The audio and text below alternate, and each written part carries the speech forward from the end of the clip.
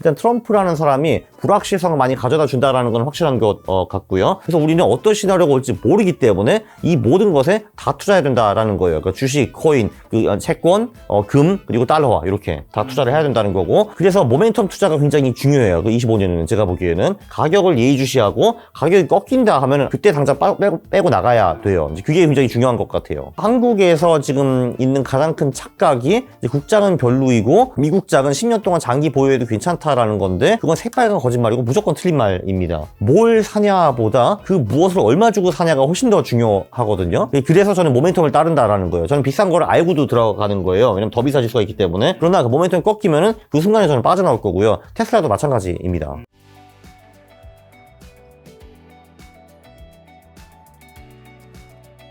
자, 전 세계가 지금 트럼프의 관세 폭탄으로 굉장히 뜨겁습니다. 트럼프가 일단 멕시코, 캐나다산이 25%, 뭐 중국산 10% 추가 관세 부과하는 행정명령을 서명했었죠. 그리고 난 다음에 그 다음에 뭐 멕시코산은 유예한다는, 한 달 정도 유예한다는 뭐 얘기가 있었던 것 같기도 한데, 네, 왜 그런 행정명령을 내렸고 세계 경제에 미친 영향, 그리고 유예까지 한 이유 뭘까요? 트럼프가 이거를 그 대선 전에도 계속 강조를 해왔어요. 우리는 관세를 때리겠다. 다 나쁜 놈들이다. 그래서 우리는 다 쟤를 죽여버리겠다. 해가지고 실제로 그거를 실행하는 것처럼 보였죠. 이게 세계 경제는 그다지 좋지 않은데 이거 왜 하느냐 한번 보면은 미국에서 일자리를 지킬 수 있고 뭐 이런 식으로 해가지고 으름장을 하면은 해외 기업들이 알아서 미국으로 들어올 것이고 뭐 이런 것 같아요. 그래서 이제 그러면 그거는 미국한테는 일단 좋은 거고 남들한테 별로 안 좋겠죠. 근데 그건 상관없다. 우리한테 좋으면 좋다. 이렇게 하는 거고, 그래서 실제로 그거를 하는 것처럼 이제 보였는데, 사실 근데 문제는 뭐냐 하면 이제 부작용이 있죠. 이렇게 하면은 일단 첫 번째는 수입 물가가 엄청 올라가겠죠. 관세가 되면은 미국 사람으로서 원래 10불짜리 쓰고 있었는데 관세가 30% 붙으면은 13불이 되는 거잖아요.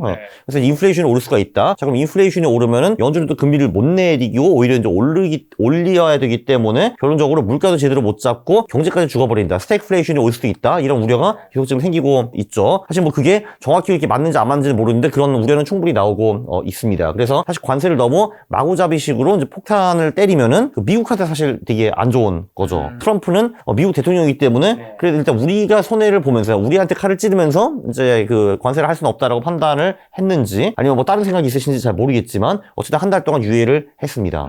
그동안에 멕시코에게서 뭔가를 뜯어내려고 하겠죠. 협상가 같기도 하고요. 그걸 때리고 또 한 달 동안 유예를 한다라는 게. 이 트럼프 대통령이요, 그게 그 80년대에 The Art of the Deal이라는 책을 쓰셨어요. 그 한마디로 딜을 하는 예술이라는 책을 쓰셨는데 그 책이 초대박 베스트셀러였어요. 실제로 이분은 협상에 대해서 굉장히 많이 아시기도 하고 실제로 부동산 업자였기 때문에 협상을 굉장히 많이 했습니다. 저도 그 책을 이제 잠깐 읽어봤는데 꽤 괜찮은 책이에요, 확실히. 근데 거기서도 내용을 보면은 나이스하게 협상하는 방법도 있고, 근데 어떨 때는 정말 이제 처음부터 막 지랄하고 이제 파운딩하고 소리 지르고 그 책상을 치고 이렇게 하는 것이 방법이 될 수도 있다라고 말씀을 하셨어요, 거기서, 그 책에서. 네. 이분은 한마디로 그냥 우리가 생각하는 그 외교적인 협상뿐만 아니라 이제 모든 협상의 스펙트럼을 다 써야 된다고 생각을 하시는 분이에요. 다 그냥 충동적인 게 아니라 이제 전략적인 행동이라는 거겠죠. 우리가 이게 어디까지가 전략이고 어디까지가 충동인지 모르는 것도 그 협상의 하나의 파트라고 보시면 될 것 같아요. 자, 관세 행정 명령 후에는 어쨌든 주식시장과 가상자산 가격이 굉장히 미끄러졌단 말이죠. 네. 그 이유는 뭐 가상화폐가 엄청 폭락했잖아요. 네. 오늘 자고 일어났더니 네. 굉장히 많이 좀 비트코인은 거의 뭐 돌아왔고, 뭐 아직까지 완전 돌아오진 않았지만 네. 그렇죠. 많이 어제 빠진 거 회복했죠. 정도는 거의 돌아왔어요. 네, 일단 그건 왜 아니고. 네. 관세 행정 명령으로 자산시장 왜 떨어진 거죠? 저도 사실은 2025년이 2017년과 비슷할 거라고 봤어요. 그러면 이제 우리는 2017년을 한번 들여다봐야 되는 거죠. 자, 일단 2017년은 트럼프 1기 1년 차였어요. 지금은 2기 1년 차이잖아요. 그래서 저는 17년과 25년이 대체로 비슷하다라고 봤어요. 참고로 그때 그냥 이제 팩트만 말씀드리면은 이제 코인 같은 경우는 이제 수십 배가 올랐었고요, 2017년에. 그리고 한국 주식도 당시에 2000에서 2600까지 30% 거의 스트레이트로 올랐고, 미국 주식은 정확히 몇 프로까지는 기억 못 하는데 거기도 두 자리 숫자 스트레이트로 올랐습니다, 1년 동안에. 근데 그때 그 이유가 뭐냐 하면은 16년 말에 트럼프가 갑자기 대통령이 돼가지고 그때 쟤를 쓰긴 이제 다 죽었다 아이고 생각하고 있었는데 정작 이 양반이 와서 한 게 1년차 한 게 기업 감세를 굉장히 많이 추진을 했고요. 법인세 감세. 네, 맞아요. 그리고 규제 같은 거를 많이 풀어줬어요. 그러니까 이런 거죠. 사람들이 덜 떨고 있었는데 뭐야, 일단 우리한테 나쁜 거 해주는 건 없고 기업한테 좋은 거죠. 우와 해가지고 이제 다 팍팍 올랐어요. 그리고 그때도 무역 얘기가 나오긴 나왔는데 그때는 그냥 말만 했어요. 나프다, 니들 나쁜 놈들 죽여버린다 하고 중국 죽인다 했는데 안 죽였거든요. 근데 그때 사람들이 저 새끼 말만 하고 되는 건 아무것도 없구나. 아싸. 그래서 주가가 확 올랐거든요. 근데 18년에는요 주가가 많이 떨어졌어요. 특히 한국 같은 경우 그때 고점 대비 한 30% 빠졌고요. 왜냐면 2,600이 다시 2,000이 됐거든요. 2,000 밑으로 갔어요. 그리고 미국 주식 같은 경우는 9월 말까지는 꾸역꾸역 버티다가 그때 당시에도 파월이 연준 의장이었거든요. 우리 이제 금리 0.25% 올립니다 하니까 꼭 가버렸어요 그때. 자, 그러니까 여기서 이제 포인트는 뭐냐면은 시장과 저 같은 사람은 25년과 17년이 비슷하다라고 봤는데 지금 와 보니까 18년과 비슷할 가능성이 생긴 거예요. 근데 18년에는 당신 참고로 비트코인이 80% 빠졌고요. 비트코인 80% 빠졌고 미국 주식만 꾸역꾸역 버텼는데 그래도 한 6% 빠졌어요. 연간으로 보면은. 그리고 고점 대비 20% 빠졌고 한국 주식도 2,600까지 갔다가 2,000까지 떨어졌어요. 그러니까 한마디로 2018년의 악몽이 다시 이제 떠오르는 거죠. 2018년은 무슨 내용이냐? 2017년에는 트럼프가 야, 무역 니를 죽었어 말만 했는데 18년 진짜 죽이기 시작했어요. 그러니까 3월에 저기 중국 철강 알루미늄 25% 관세 빵 해버리고 그다음에 7월 이제 다 관세 25% 해가지고 그때부터 이제 미중 무역 전쟁이 본격적으로 시작이 되었고 증시가 버티지 못했죠. 그러면 올해는 18년과 비슷할 것 같다고요?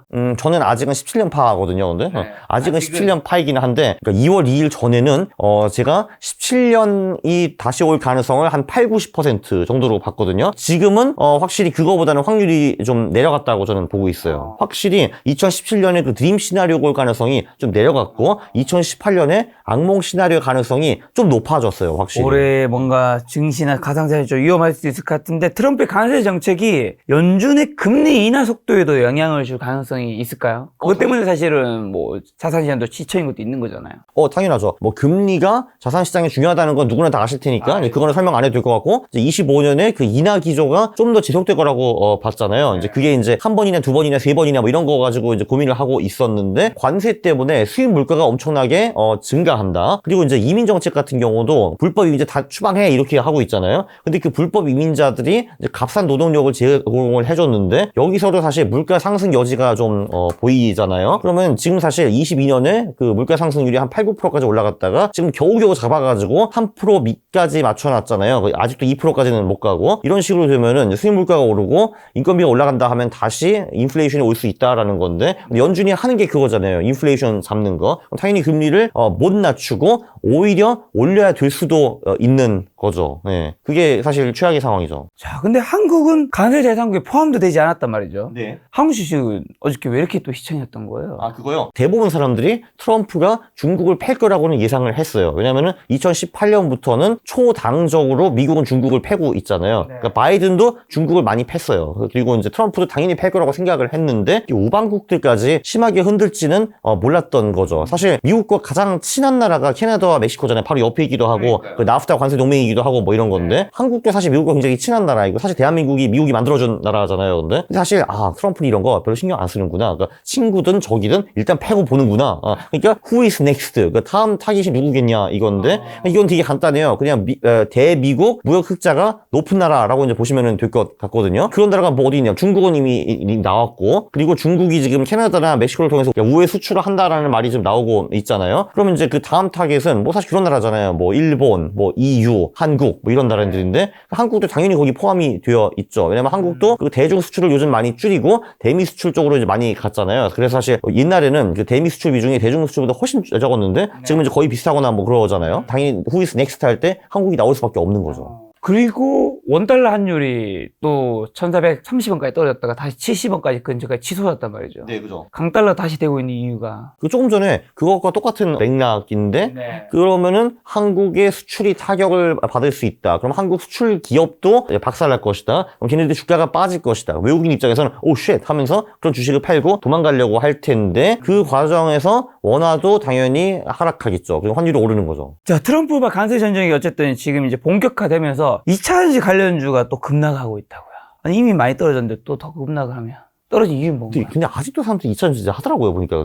이해가 안 되는데. 예. 좀 이따가 엔비디아 얘기할 때도 한번 나올 텐데 늘 주식시장이라는 게 주도 섹터도 있고 주도주라는 것이 있잖아요. 그리고 그게 몇 년간 보통 가는데 그러니까 보통 얘가 빠지고 이게 주도권이 바뀔 때는요. 그 전 주도주는 80%의 확률로 반토막이 되고 50%의 확률로 80% 하락이 있습니다. 그게 이제 마크 미너비니의 50-80 룰인데 그 에코프로가 그거를 정확히 증명을 했죠. 그게 맞다라는 거를. 그리고 사실 뭐 그 2차 전지 그거 다 중국한테 뺏긴 거 아니에요, 사실? 그래서 거기서 이제 무슨 희망을 보는 건지 솔직히 잘 모르겠거든요. 저는. 한국에 대한 트럼프 관세 정책의 변화 시 충격이 예상되는 대표 산업은 뭘까요, 한국에서는? 한국이 미국에 수출 많이 하는 거 전부 다라고 보시면 될 것 같아요. 예, 그러니까 예를 들면 반도체라는 것이 있고 차라는 게 있고 그 전지, 그 말씀하신 2차 전지 뭐 이런 것들이 차란 건 있죠. 자동차 말씀하시는 자동차, 거예요. 예, 그렇죠. 마시는 차 차는 말고. 아니고요. 예. 그렇게 해서 자동차나 자동차 부품 이런 것들도 이제 피해를 볼 수 있고 반도체랑 그리고 이제 전자제품 이쪽도 그렇고. 전자제품. 네, 그리고 지난번에 트럼프가 윤 대통령이 통화할 때 조선도 언급을 했잖아요. 조선 섹터 자체는 괜찮다고 보는데 그 조선소를 미국으로 옮기자라는 말이 분명히 나올 거거든요. 그게. 그거는 조선 주에는 뭐 크게 나쁘지 않을 수 있겠다. 네. 안 그래도 뭐 트럼프 대통령이 조만간 반도체와 석유, 가스에도 관세를 매길 것이라고 코멘트했다고 하더라고요. 자, 미국이 앞으로 중국을 좀 어떻게 무너뜨릴까요? 2018년에 그게 트럼프가 시작을 했고, 그때는 좀 이제 무차별적 폭격을 했거든요. 바이든이 여기에서 하나 아이디어를 붙여가지고, 어디가 그 중국이 가장 아파하나, 이제 이런 거를 봤는데, 그게 이제 반도체였죠. 그래서 그 바이든은 트럼프보다 좀 덜 요란하기는 했지만, 가장 아픈 곳, 반도체를 타깃을 했는데, 트럼프도 그걸 보고, 나 바이든 싫어하지만 저건 굿 아이디어인데? 하고 분명히 생각을 했을 거거든요. 그래서 한마디로 지금 있는 규제는 다 하고, 그 다음에 이제 추가 규제를 이제 뭔가 계속 이제 만들어 내겠죠. 군사적인 압박도 계속 될 것 같아요. 그 쿼드라는 게 있는 거잖아요. 인도, 호주, 미국, 일본 뭐 이런 식으로 하는 거. 그것도 분명히 좀 강화할 것 같고 중국의 가장 큰 치명적인 약점이 식량과 에너지이기 때문에 압박을 실제로 하지 않는다 하더라도 언제든지 할 수 있다라는 그런 그 뉘앙스를 계속 줄 것 같아요. 자, 트럼프가 앞으로도 이제 관세 폭탄을 계속 때릴 텐데 뭐 멕시코, 캐나다 그리고 뭐 중국 또 다른 나라 한국도 포함될 수 있고요. 여기서 우리가 좀 주의할 점과 한국에게 뭔가 투자 기회가 있다면요. 한번 정리해 주신다면요. 투자 환경이 좀 덜 좋아진 거는 맞기는 맞아요. 그 정치 쪽에서 아무것도 안 하는 것이 사실 투자자한테 제일 좋거든요. 그래서 23년, 24년에 미국 주식이 엄청 올랐어요. 왜냐면은 바이든은 당시에 치매 환자였기 때문에 그냥 앉아가지고 아무것도 안 했거든요. 그게 이제 최고예요. 사실 시장한테는. 그러니까 트럼프가 관세를 하고 안 하고 그리고 어떤 식으로 이제 튀고 이런 게 좀 예측 불허이기 때문에 이게 시장의 변동성을 굉장히 많이 가져와요. 그 이름 코인 하셨으면 그거를 아마 어제와 엊그제 느끼셨을 거예요. 왜냐면은 2월 2일에는 일단 비트코인이 거의 뭐 10몇 프로 빠지고 알트코인 몇십 프로 빠진 다음에 그리고 비트코인은 다시 갑자기 하루 만에 또 10% 오르고 막 그랬거든요. 대부분 알트코인도 10% 이상 올랐고 일단 트럼프라는 사람이 불확실성을 많이 가져다 준다라는 건 확실한 것 같고요.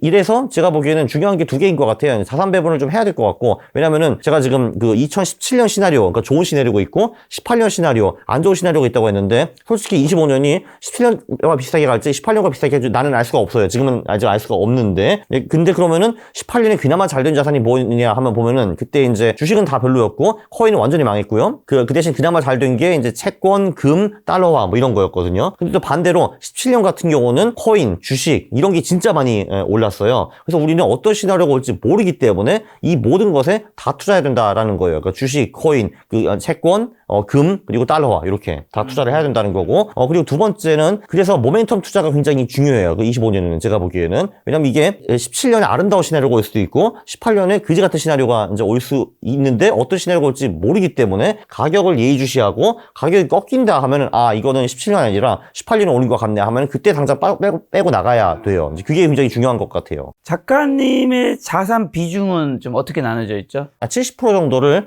전통 자산에 투자를 하고 있고 30% 정도를 코인을 하고 있고요. 그 70%는 50% 주식, 30% 채권, 20% 금 이렇게 하고 있습니다. 주식 50%는 미국이 전부 다 많은 건가요? 아니요. 그 50 중에서 20이 미국, 20이 한국이고 그리고 나머지 10은 일본, 중국 그리고 인도에 분산 투자하고 있습니다. 30코인은 알트랑 비트 비중은 반반인가요? 네, 5대5 정도요. 5대5 정도. 네. 근데 최근에 비트가 좀 덜 빠지고 이제 알트가 많이 빠졌기 때문에 5대5보다 조금 더 올라갔을 수도 있네요. 지금 비트 비중이. 네. 비트코인도 좀 여쭤보려고 하는데 트럼프가 얼마 전에 디지털 금융 기술 분야에서 미국 리더십 강한 행정 명령을 발표했죠. 요거 정확히 어떤 내용이고 플러스로 트럼프가 직접적으로 비트코인이라는 코멘트를 후보 시절엔 했었고 당선인 시절에 했었는데 그 이후로 대통령이 된 다음으로는 딱히 뭐 취임식 때도 그 이후로 막 멘트가 세게 나간 적이 한 번도 없습니다. 어떤 의도가 있을까?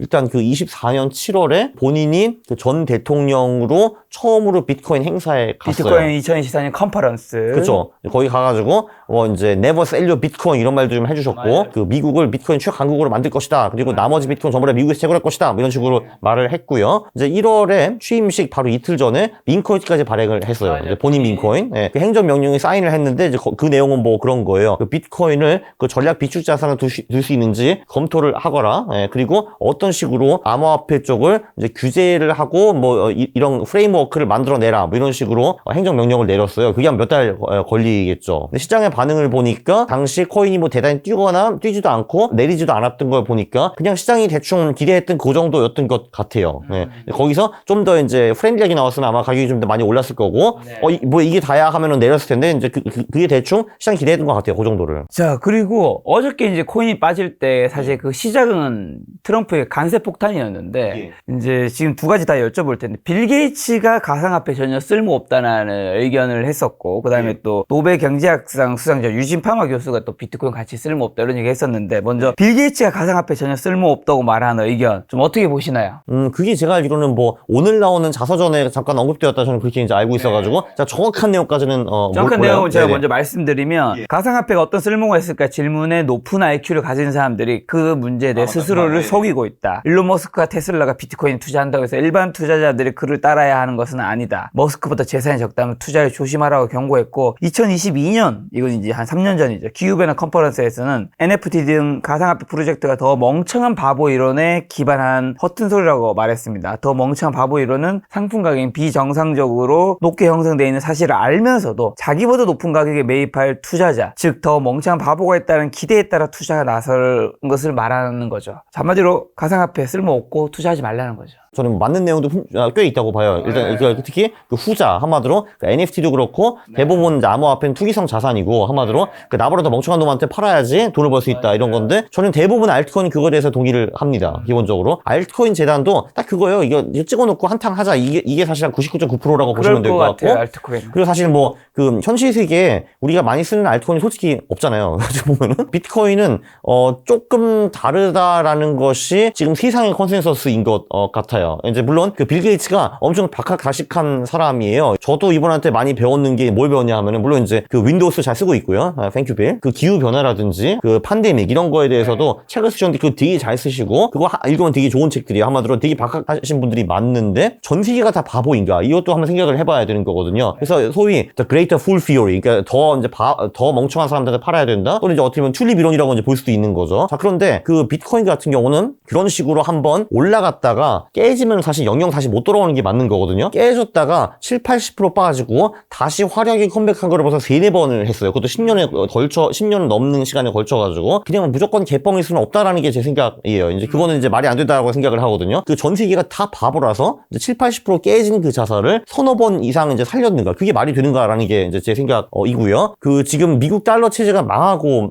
있어요. 왜냐하면 아무래도 점점 더 대담하게 점점 더 큰 돈을 찍어내고 있거든요. 미국 친구들이. 그래서 사실 정치가 입장에서는 어딘가 문제가 터졌다라고 하면은 앵앵앵 거리는 사람한테 야, 돈 받아 꺼져 이렇게 하는 게 가장 쉽잖아요. 그래서 지금 전 세계 정부가 이런 식으로 하고 있는데 옛날에는 그거를 좀 덜 하다가 지금은 마구잡이로 이제 막 하고 있어가지고 달러가 점점 그 위치를 상실하고 있어요. 그리고 미국의 적들 중국, 러시아 이런 쪽도 야 우리끼리 화폐 만들자, 야 우리 금이나 비트코인 쓰자 이런 얘기를 좀 하고 있는데 그럼 결국 미국도 다음 화폐를 고민할 수밖에 없는데 화폐에서 제일 중요한 거는 희소성이거든요. 그냥 내가 마구잡이 찝어낼 수 있으면 화폐에 신뢰가 생길 수가 없는 거잖아요. 근데 사실 그거를 할 수 있는 자산이 금과 비트코인 사실 그 두 개밖에 없어요. 지금 상황에서는. 그래서 냉정하게 금과 비트코인 두 개를 본다고 하면 비트코인이 훨씬 낫거든요. 왜 디지털 금이고 요즘 시대에도 훨씬 더 맞고 누구한테 보내기도 좋고 쪼갤 수도 있고 그리고 정부가 내가 와서 이거 뺏을 수도 없고 굉장히 장점들이 많기 때문에 비트코인이 유력한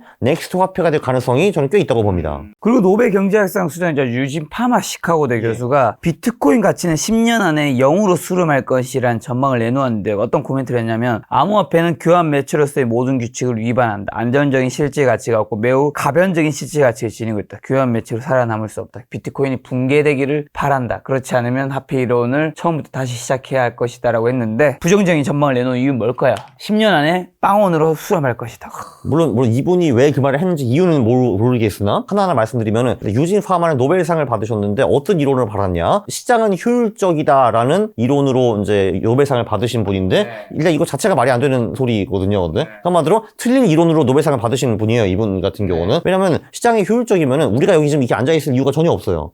주가적 사면 되거든. 왜냐면은 시장이 효율적이다라는 거는 우리가 이제 기교를 발휘해가지고 초과 수익을 낼 수 없다라는 얘기거든요. 근데 그거를 반박하는 논문이 지금도 수천 개 나와 있어요. 그러니까 예를 들면 뭐 최근에 많이 오른 주식을 사니까 주가지수가 더 벌 수 있더라. 또는 뭐 퍼가 낮은 기업을 사니까 더 많이 벌 수 있더라. 저는 참고로 그런 논문 거의 다 읽었거든요. 근데 말도 안 되는 이론으로 이제 노벨상을 받으신 분인데 한마디로 이분이 전 경제 잘 몰라요. 솔직히 제가 보기에는 그게 하나 있고 변동성이 너무 심하다라고 하는데 근데 그 인류 역사에서 수천 년 동안 금이 돈이었거든요. 근데 금값도 봐봐. 엄청 변동성이 심한 자산이거든요. 근데 이게 화폐로 존재할 수 있다라는 건데 그게 제일 중요한 게 사실 희소성이거든요. 조금 전에 말씀하신 내용이 없었는데 이분이 이제 미국 달러를 옹호하는 얘기를 이제 많이 하더라고요. 아니 근데 도대체 그 비트코인을 버리고 달러화를 계속 화폐로 쓸 생각을 하는지는 이해가 안 되거든요. 기본적으로. 네. 그래서 이거는 무시해도 된다. 네. 근데 빌 게이츠는 무시하면 안 된다. 왜냐면은 이분은 훨씬 더 스마트하고 실제로 많은 곳에서 두각을 보였기 때문에. 근데 저는 어저께 이제 비트코인이 떨어지는 거 보면서 좀 드는 생각이 이게 원래 뭐든지 자산 시장이 올라갈 때는 오르는 관련 뉴스가 뜨고 떨어질 때는 거의 뜨긴 하는데 네. 어쨌든 관세 폭탄으로 비트코인 떨어지고 가산 뭐 주식시장 마찬가지고 거기에 유진 파마 교수의 멘트 거기에 빌 게이츠 멘트가 다 일시적으로 같은 날에 나온 건지 아니면 시즌이 비슷한데 비슷한 시즌이니까 이 떨어지는 거 맞춰서 다 여기에 붙인 건지 저는 둘 다라고 봐요. 왜냐면은 사실 이제 기자 입장에서도 지금 비트코인 진짜 미친 듯이 막 2-30만 불 가고 있어. 그때 와가지고 저기요 0이 됩니다 하면은 무슨 소리 있겠어요. 그러니까 야 이 뷰야 하면서 이제 할 거 아니에요 그게. 근데 떨어지니까 그거에 맞추니까 그때 기사를 내보냈다라는 게 맞는 거죠 사실은. 저도 기자라면 그렇게 할 것 같아요. 당연히. 그렇게 많이 뜨니까 아무래도 사람들 심리도 영향을 미친 부분도 확실히 있는 것 같더라고요. 그렇죠. 네. 자, 그럼 비트코인 가격 앞으로 좀 어떻게 보시고 앞으로 어디까지 오를 수 있다고 보세요? 그러니까 저는 사실 아직 17년파였거든요. 17년파. 네. 예. 그 올해 떡상. 그러니까 이제 비트코인은 많이 오르고 알트코인은 더 오른다라는 게 아직도 제 기본 시나리오인데 25년에 이 시나리오의 가능성을 지금까지 90% 이상으로 봤다면은 지금 한 80% 정도 내쳤어요 한마디로. 20%의 확률로는 그 2018년 그 악몽 시나리오가 올 가능성이 있다라는 건데 비트와 알트 할 때 저는 무조건 121선 이동평균선을 아주 철칙으로 지킬 겁니다. 122동평선 떨어져 밑을 깨면 매도한다. 그렇죠. 네. 저도 사실 2017년도에 그 장밋빛 시나리오가 되면은 진심으로 바라고 있어요. 나도 거의 돈이 들어가 있기 때문에. 근데 사실 우리의 희망과 투자는 이제 완전히 다른 거거든요. 아니, 솔직히 내 희망대로 투자가 되면 모든 게 다 오르겠지. 근데 그게 이제 아니잖아요. 우리가 아시다시피. 가격이 빠지면은 저는 현실을 받아들여야 됩니다. 2017년 시나리오가 아닌가 보구나. 18년 시나리오 넘어갔네. 팔아야 된다. 뭐 이런 거죠. 참고로 지금은 121 이동평균선이 한 89,000불 정도에 와 있습니다. 그러니까 지금 가격은 10만 1,000불 정도이고요. 한마디로 89,000원 밑으로 가면 매도할 가능성이 있는데 떡상률이 90% 했는데 떡상하게 되면 어디까지 혹시? 그럼 시총을 넘어설 수 있나요? 언젠가는? 당연하죠. 네. 언젠가는? 네, 그렇죠. 근데 이번 사이클은 아니다. 왜냐면은 올해에 드림 시나리오가 온다 하더라도 내년에 망한다 주의거든요. 그러니까 올해 안 망하면 내년 망한다라는 건데 망한다라는 거는 고점 대비 한 뭐 60, 70, 80% 빠진다라는 거를 의미를 하는 거고 이제 그 다음 사이클 또는 다다음 사이클에 금의 시가총액을 넘어서게 되겠죠. 그러니까 비트코인 시가총액이 2조 불 정도이고 금이 18조인가? 20조인가 뭐 그 정도로 알고 있는데 금이 비트코인보다 시가총액이 10배 이유는 저는 별로 없다고 보거든요. 왜냐면 화폐 기준에서 금이 비트코인을 훨씬 더 떨어지는데 이번 사이클 같은 경우는 뭐 저 같은 경우는 뭐 대충 한 20만 불 정도로 보고 있어요. 재수가 좋아서 버블이 끼어 붙으면은 그 위로까지도 보고 있는데 물론 버블이 끼면은 그 다음 26년에 빠지는 폭이 더 커지겠죠. 자, 지금 비트코인 큰 손들 마이클 셀러라든가 캐시우드 이런 분들은 사고 있나요? 어떻게 하고 있나요? 뭐 캐시우드는 기본적으로 사람이 진지하게 받아들일 수 있는 투자자는 아니기 때문에 거기는 패스해도 될 것 같고 마이클 세일러 같은 경우는 이제 11월 11일부터 12주 연속으로 주말마다 이제 비트코인 쇼핑을 했어요. 그것도 쿨하게 몇천 개씩 막 사고 몇만 개씩 사고 이랬는데 이번 주만 안 샀어요. 그거를 이제 돈이 좀 떨어지신 건지 아니면은 뭐 유상증자와 전환사채 발행을 잘 못했는지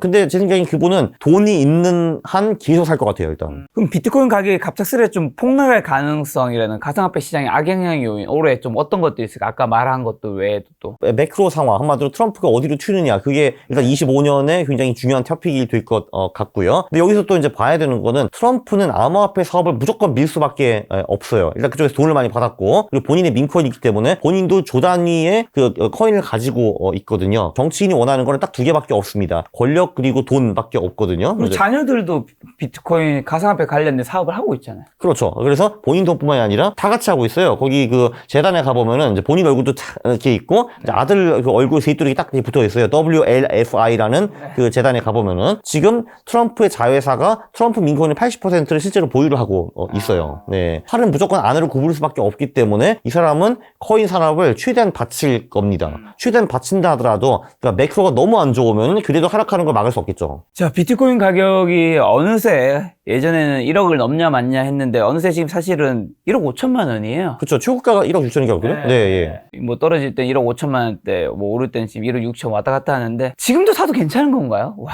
사실은 뭐 너무 저도 뭐 좀 가지고 있긴 하지만 진짜 비싸긴 하네요. 만약에 정말 금의 시가총액을 넘는다라고 하면은 아직은 최소한 10배가 남아있다라는 거잖아요, 지금. 뭐 올해 이루어질 것 같지 않아요. 그 10배 상승이. 장기 투자를 해가지고 진짜 10년 묵혀두면은 그 10배를 충분히 벌 수 있다라고 저는 보는데 그거를 조금 더 좋은 전략이 있죠. 이제 그게 바로 3+1 전략이에요. 3+1. 비트코인이 그 반감기가 4년에 한 번 오기 때문에 4년에 한 번 큰 상승과 큰 하락이 오는데 그 큰 하락 그 해만 피하면 되거든요. 그게 이제 14, 18, 22, 26이었어요. 그러니까 25년에 하고 27부터 9까지 하고 30년 안 하고 31부터 33 하고 이런 식으로 이제 흘러가서 투자를 하는 것이 좀 더 좋다고 봅니다. 왜냐면 저는 아직까지도 올해는 코인이 잘 되고 내년에 망한다 주의예요. 저거를 코인이 잘 된다면 앞으로 사도 괜찮은 알트코인이 혹시 있을까요? 장기적으로 투자할 수 있는 알트코인은 한 개도 없고요. 예, 그건 다 쓰레기니까. 그래서 디지털 쓰레기라고 이제 보시면은 될 것 같고, 이제 알트코인 같은 경우는 비트코인이 그 121선 위일 때만 들고 가고 그렇지 않을 때는 빼는 것이 가장 심플한 전략인 것 같고요. 그럼 어떤 알트코인이요 하면은 그냥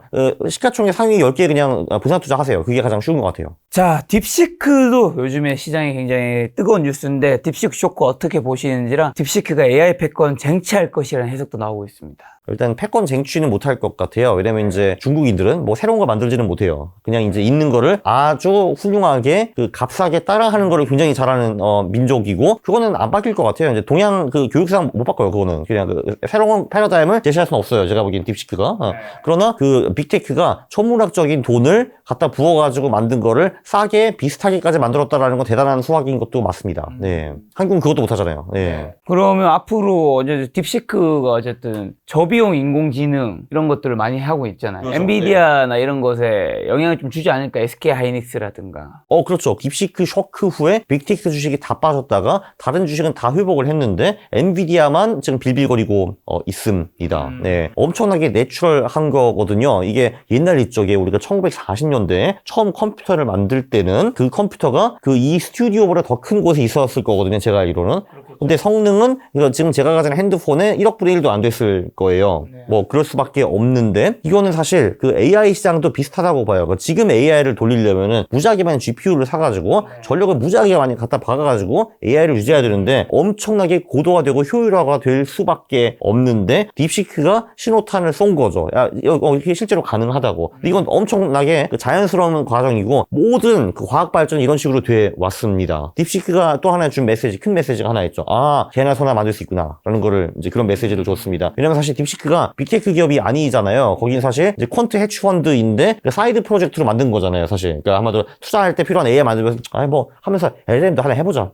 괜찮네. 이렇게 된 거잖아요. 사실 그게. 그 말은 누구나 다 말 수 있다는 거죠. 딥시크 쇼크에 따른 국내 반도체주의 약세나 코스피 우하향세는 좀 어떻게 보세요? 엔비디아로 그럼 사실 넘어가가지고 그러면 사실 엔비디아가 2023년 4년에 탑 주식이었잖아요. 전 세계적으로. 근데 그 이유는 그 AI 붐 때문에 GPU가 엄청나게 필요할 것이다. 근데 GPU 독점을 거의 하고 있기 때문에 엄청 올랐는데 지금 이제 밝혀진 거 그거죠. 아, GPU 생각보다 그렇게 많이 필요 없겠네? 뭐 이렇기 때문에 엔비디아도 빠졌고 거기 붙어있는 종속기업인 하이닉스도 같이 빠진 거라고 보면 되죠. 근데 이번에 삼성전자 같은 경우 5세대 고대품의 뭐 HBM인 HBM3 8단 제품이 엔비디아 공급 승인을 받았다는 소식도 나왔었는데 이게 주가에 호재로 작용하지 못한 게 딥시크 때문에 다 묻힌 건가요? 전 세계에 삼성이 2류에서 3류 기업이라는 이미지가 붙여졌기 때문에 그런 것 같아요.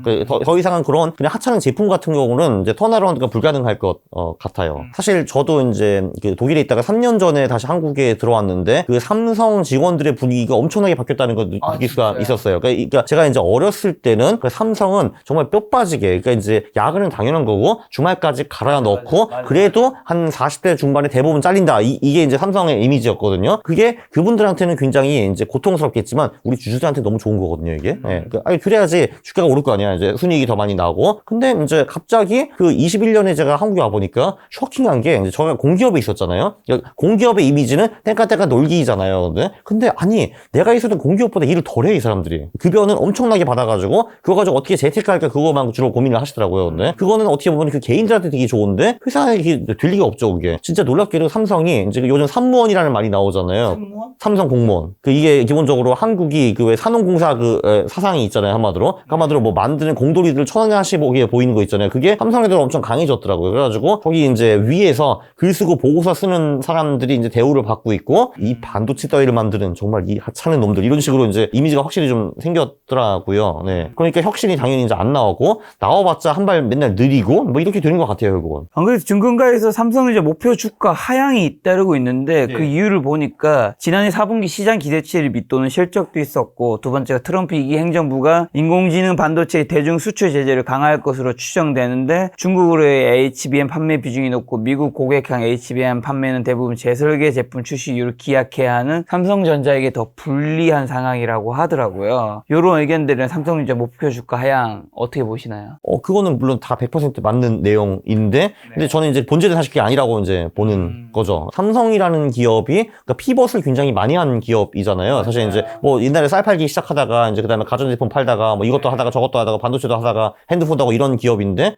사실 근데 그거는 그 기업의 필수라고 저는 봐요. 왜냐면 혁신 사실 같은 거죠. 그렇죠. 왜냐면 이제 어떤 분야이든 뭐 20년, 30년 그것만 하고 먹고 살 수 있는 기업은 그렇게 많지는 않거든요. 물론 그런 기업들도 존재하기는 하지만 특히 이제 테크 쪽에서는 그게 절대 불가능한데 근데 거기서 혁신을 누가 하고 누가 주도할 것이냐 그 사람이 지금 아무도 없거든요. 사실 그 혁신을 주도하는 사람은 결국은 그 회장이 해야 되는데 그 사람은 그런 아이디어가 없는 것 같아요. 기본적으로. 자, 지금 이제 이런 딥시크 이야기가 있는 상황에서 미국 빅테크 주식들 좀 어떻게 보시고 지금 사도 괜찮은 기업도 있나요? 딥시크 쇼크 때 모든 빅테크가 다 좀 떨어졌다가 그 다음에 지금은 엔비디아 빼고는 다 회복을 했어요. 네. 엔비디아가 왜 떨어졌는지는 이제 조금 전에 말씀을 드렸고 엔비디아가 전형적인 과거 주도주가 될 가능성이 높기 때문에 여기 투자하는 건 제가 보기에는 굉장히 조심해야 됩니다. 엔비디아가 2022년에 70에서 75% 정도 빠졌어요. 고점 대비. 사실 3, 4년에 엔비디아가 최고 주도주였는데 만약에 그 지위를 상실하게 된다면은 엔비디아도 똑같이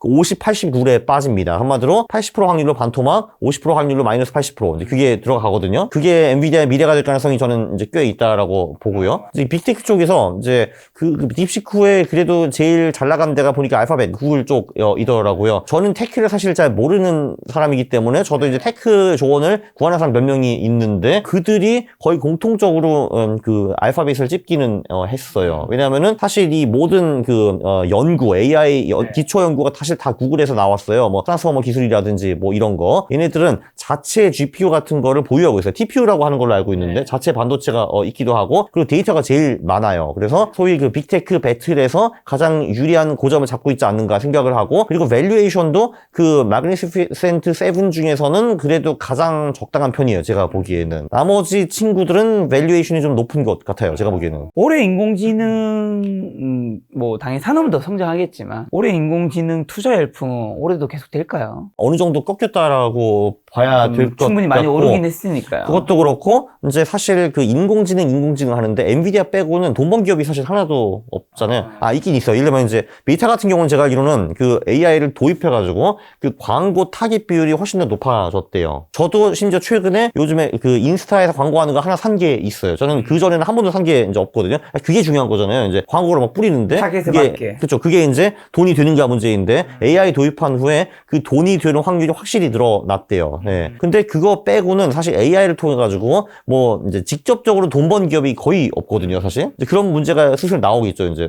AI 다 좋은데 그거 돈 돼? 뭐 이런 식으로. 자, 월가 전문가들 사이에 테슬라 주가를 둘러싼 경고음이 커지고 있다고 하더라고요. 그 이유 중 하나가 시장 예상치보다 낮은 4분기 실적 발표 때문이라고 하는데 어떻게 보시나요? 테슬라. 거기도 밸류에이션 되게 높더라고요. 이제 퍼가 60, 70 뭐 이런 기업이기 때문에 당연히 뭐 언젠가는 꺾일 거라고 보는데 저는 사실 뭐 테슬라도 그렇고 미국 주식 전체를 그냥 모멘텀 투자라고 보고 있습니다. 그 한국에서 지금 있는 가장 큰 착각이 이제 국장은 별로이고 미국장은 10년 동안 장기 보유해도 괜찮다라는 건데 그건 새빨간 거짓말이고 무조건 틀린 말입니다. 투자를 할 때는요, 뭘 사냐보다 그 무엇을 얼마 주고 사냐가 훨씬 더 중요하거든요. 근데 지금은 그 빅테크들이 장기 투자가 가능할 정도의 밸류에이션이 아니고요. 지금 너무 높은 상태에 너무 비싸요, 지금 기본적으로. 그렇다고 해서 너무 비싼 게 더 비싸질 수 없느냐? 그건 당연히 가능합니다. 그래서 저는 모멘텀을 따른다라는 거예요. 저는 비싼 거를 알고도 들어가는 거예요. 왜냐면 더 비싸질 수가 있기 때문에. 그러나 그 모멘텀이 꺾이면은 그 순간에 저는 빠져나올 거고요. 테슬라도 마찬가지입니다. 그러니까 그리고 또 하나 있죠. 테슬라 같은 경우 머스크가 트럼프와 싸우고 둘이 찢어지면 그때도 밟고 나올 겁니다. 지금 공화당 정책 중에 테슬라한테 굉장히 유리한 정책들이 많거든요. 근데 당연히 머스크가 거기를 떠나게 되면 뭔가 보복이 있겠죠. 그래서 그 유리한 정책 중에 상당 부분을 회수하거나 아니면 딴 거를 괴롭히거나 이 가능성이 높기 때문에 저는 그때에도 빠져나올 겁니다. 트럼프와 머스크 관련된 코멘트를 글로벌 투자은행 JP 모건은 테슬라가 가대 평가를 받고 있다며 올해 주가가 70% 가까이 폭락할 가능성이 그날 목표가를 $135로 제시했는데 그에 관련 코멘트가 트럼프와 머스크의 정치적인 관계와 기대감 때문에 주가 상승 랠리가 지속되고 있지만 기본적인 기업 펀더멘털이 완전히 부재하기 때문에 향후 주가 폭락에 면치 못할 것이다. 테슬라가 공격적인 가격 인하 정책에도 불구하고 차량 인도량을 늘리는데 지속적인 어려움을 겪고 있고 중국 전기차 제조업체들과의 치열한 경쟁에 직면해 있다면서 지금 주가보다 70% 하락. 이런 의견 어떻게 보시나요? 일단 펀더멘털이 부재하다는 건 제가 동의할 수는 없고요. 그러니까 당연히 뭔가 그 가진 게 있죠. 이제 공장도 있고 그 전기차 쪽에 파이오니어이기도 하고 브랜드가 제일 좋기도 하고 그리고 이제 실제로 뭐 화성에 가네만에 뭐 스페이스X도 뭐 당연히 가치가 저는 있다라고 이제 보고요. 거기 파생돼 가지고 새로운 상품들이 계속 나올 수가 있잖아요. 예를 들면 뭐 스타링크를 통해 가지고 핸드폰을 판다든지 그러니까 전 세계에서 인터넷 쓸 수 있다 이런 것도 가능할 것 같고 그리고 이제 로봇도 하고 있고 AI도 하고 있고 저기 뭐 우리 두뇌와 AI를 엮는 그런 기술도 개발하고 있고 펀더멘털이 없다고는 절대 말을 못 하겠는데.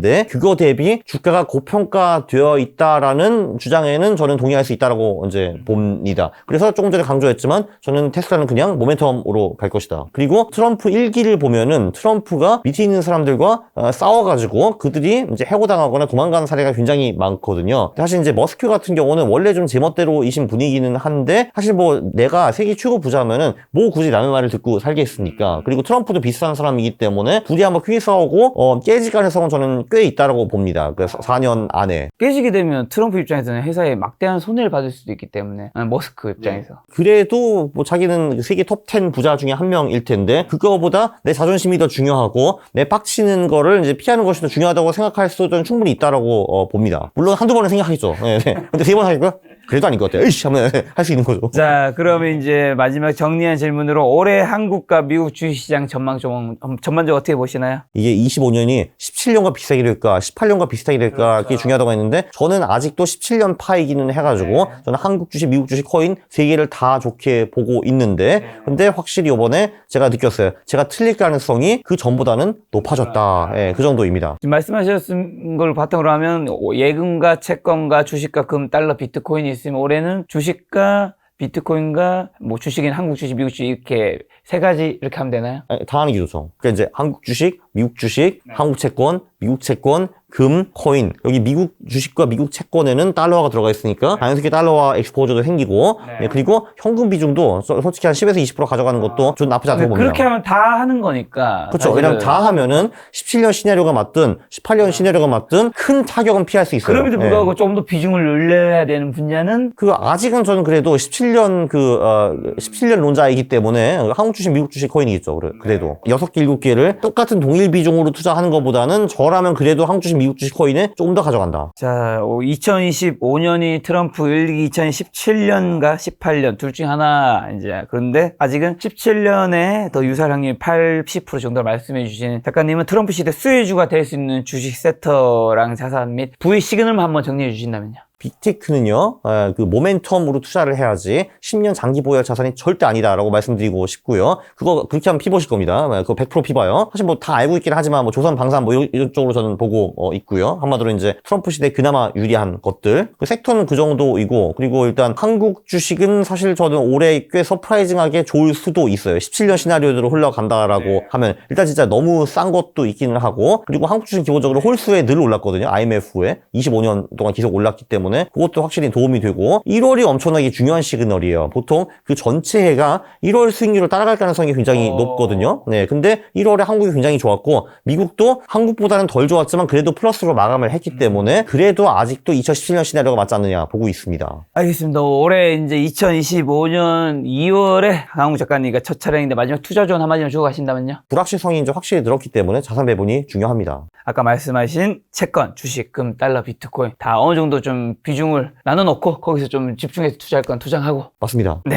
알겠습니다. 그렇게 해서 많은 분들이 경제에 저희 좀 더 가까워진 2025년이 되었으면 좋겠다는 생각 들었습니다. 오늘 만난 손님은 강한국 작가님이었습니다. 지금까지 여러분 소중한 시간 함께 해주셔서 정말 감사합니다. 오늘도 김 작가였습니다. 고생 많으셨습니다. 감사합니다.